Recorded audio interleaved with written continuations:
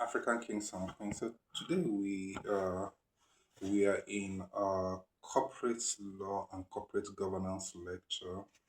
The guest facilitator is Barr Emone Emmanuel. So, but today's edition is quite different. It's Q and A.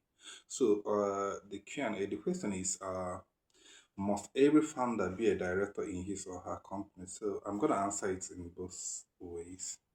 First of all, every founder must not be a director, but founders can be director. For you to be a director, you must have the requisite experience, time, and the capacity to be on the board. So, as a founder, you can be an executive director of your organization if you have the requisite knowledge. For example, if you're an investor, if you made money maybe through automobile, maybe you Chief Emeka was in on company with certain spare parts, and he now makes money, and he built a hospital, maybe a hospital that specializes in treating cancer patients. You know, the Chief Emeka must not be the executive director of that hospital. Why?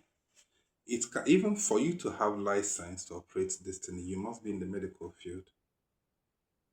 Just like in the pharmaceutical, for you to have the license, for even CAC to give you the license to register a pharmaceutical company, you must be a pharmacist.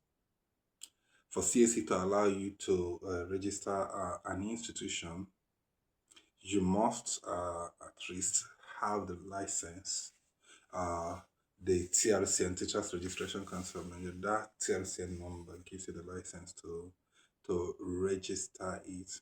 Now, look at what founders do, because founders, this is a capitalist economy, and capital most times governs labor, even though it says that the entrepreneur is the one who harnesses capital, labor, and land and other factors of production to solve a problem in exchange for profit.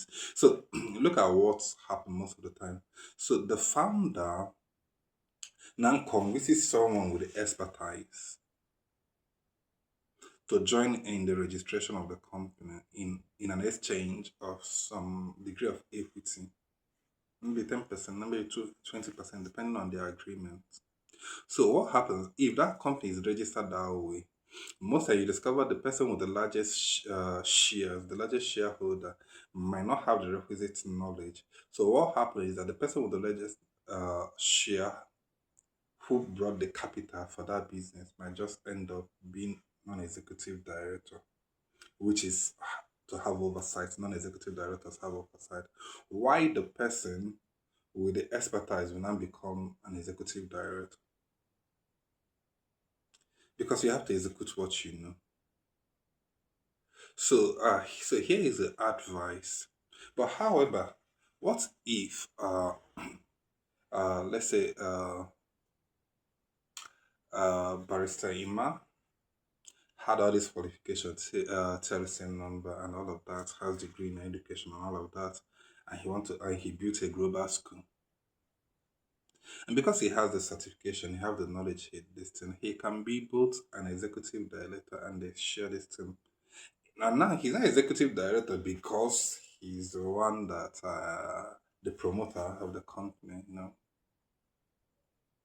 He is because he has expertise. I want us to get this thing. That quite the difference between this is expertise oversight.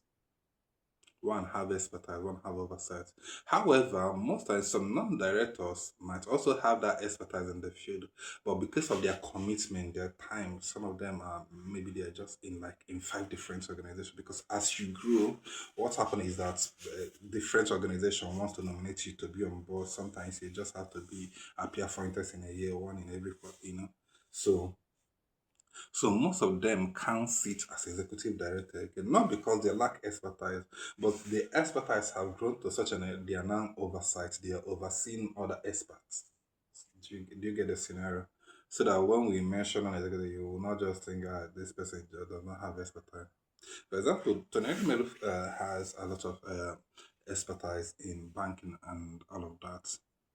And so, if you, the Tony Romero of UBA, Hair Holdings, Tony Romero Foundation, so if you see him serving as NED, maybe in another global bank and all of that, don't think it. No, he is there because he can have oversight. His expertise have given him the opportunity, the platform, to be to have expertise. And also, I must share with us that most times the people organization now puts as non-executive directors are high net worth individuals, people with global expertise, and most times people that have had a large destiny in administration, maybe people with MBA, not just having MBA, but they have practical knowledge of business. They have been in this business for a while, and most times it's also integrity because most times investors want to know who have integrity, so that if they are investing, they are sure that their capital will be safe. So just stay with this thought till we meet again in our free business schools, corporate and corporate governance lecture. Bye for now. See you by Simon Emmanuel. Bye.